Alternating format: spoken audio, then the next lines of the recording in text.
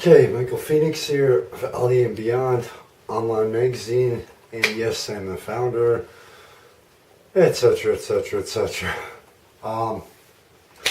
Today, this time, we have Philadelphia Funk Authority from the show at Rivals on Friday, February 28th, 2014. I've seen Philadelphia Funk Authority a few times, and first time I saw them, wasn't really that impressed. Second time was at Molten Lounge, Sands Casino.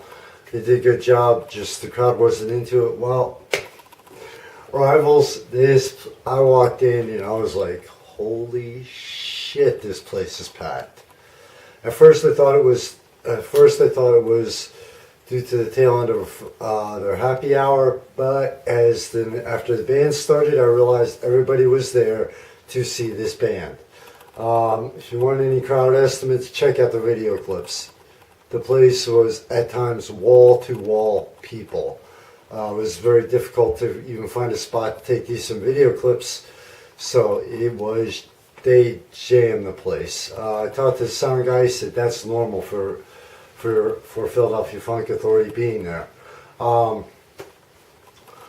For part one, I'm going to give you the breakdown. Part two, I'm going to keep you in suspense until part two, and that will be the overall rating and review. Right off, first thing to think of, technical. Sound was great, but I realized I'm not sure if this is standard for Rivals, but when I was up towards the dance floor and the band, the sound was great, but as I was towards the front of Rivals, which is actually the back speakers, during set two, the back speakers were not on, so when the vocals were soft, it was kind of hard to hear.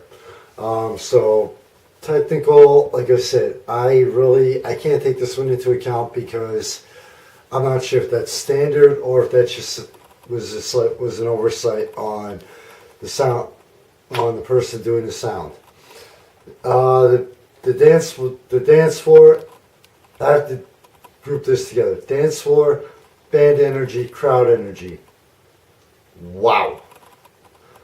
Right off from basically about halfway through the first song to the second one, with the exception of one or two songs in both sets, and it was intentional, Philadelphia Funk Authority had that. Very few times have I seen a dance floor completely packed with people the way it did tonight. It was just, wow. It floored me, honestly. At times there had to have been, I'd have to guess, 30, 40, maybe even 50 people out there dancing. The dance floor was packed for almost every single song. And when it wasn't, like at one point they did like an instrumental, it came across to me like the band did it intentionally, almost like a segue to rotate out the dance floor and give people a breather so they could go get drinks, food, etc. So they knew what they were doing. They knew how to rotate out the dance floor and give people a break. Then second set, right before the end of it, surprised the living hell out of me with actually really slowing it down and giving the couples a chance to get out there and slow dance. Well, guess what? I was talking to the one band member. He's like, yeah, apparently there were a lot of couples there that night because, again, it was packed with people slow dancing. And even sometimes off the dance floor during the slow and fast stuff, people were moving.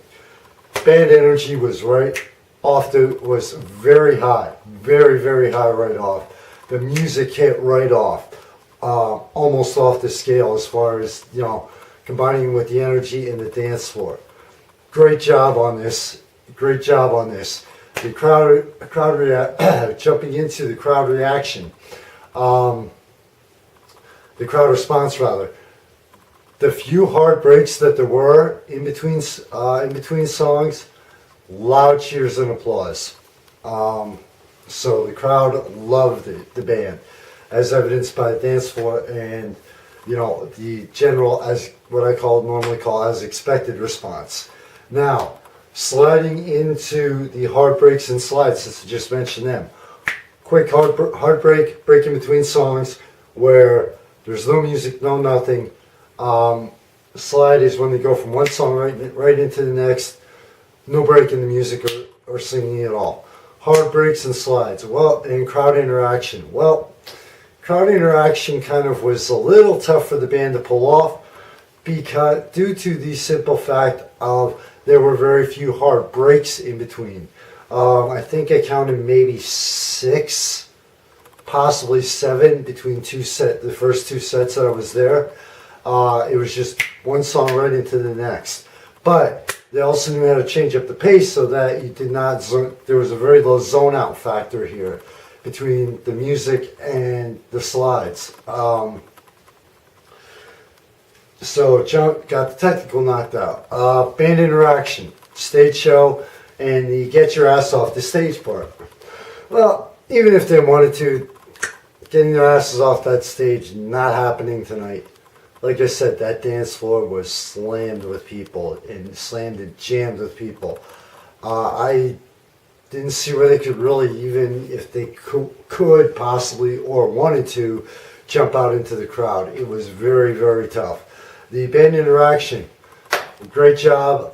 The crowd came back to the crowd interaction. There were a couple. They announced one birthday. Second in the first set. Second set. Oh wow! Well, we didn't realize this, but there were 2 more. So they did a great job on adding those in, saying, well, basically, we just found this out. Sorry if we screwed up, but you know what? A couple more birthdays happening tonight. Now, jumping back into the band interaction. The band played very well together. They didn't really step over each other. They, at times, when they rotated out the vocals, everything went very smooth. And Philadelphia Funk Authority is a larger band. Rivals doesn't exactly have the biggest stage in the world, so the stage show is kind of negligible here again, like at some other spots. But I'm being completely honest with you and with the band here, because there really wasn't a hell of a lot of room to other than take 1 or 2 steps to front, back, sides, left, and right. So stage show is kind of negligible here. But overall, I was like, I walked in, even at the end of the second set, I'm like, huh? So it completely, considering the fact that I've seen them 2 other times, their show Rivals completely caught me off guard and surprised me. Okay, part 2, let me keep you in, like I sometimes like to do more often than not. Try to keep you in a little bit of suspense here. And let's see if you can figure out and give you a chance to figure out what my overall review of Philadelphia Funk Authority at Rivals is going to be. Should have a pretty good clue already, but thank you for checking out this article, this review rather. Thank you so much for your support of the magazine. I know I say this every time, and it may sound like I'm reading off a script. It means a hell of a lot, honestly. In fact, you check out the articles, check out the magazine, and on occasion give us the feedback that we love to hear and listen to. Also, check out everything Megan, Danny, and Carrie are doing. As always, you surprise the hell even out of me with the different directions they are taking the magazine. To you, your friends, and your family, be safe in the night and always. And don't forget to support your local side. Local businesses, artists, musicians, and it's not that big, well known in Lehigh Valley, but even the writers and authors. We love it when you do, and our gratitude runs deep. Take care, be safe, see you later.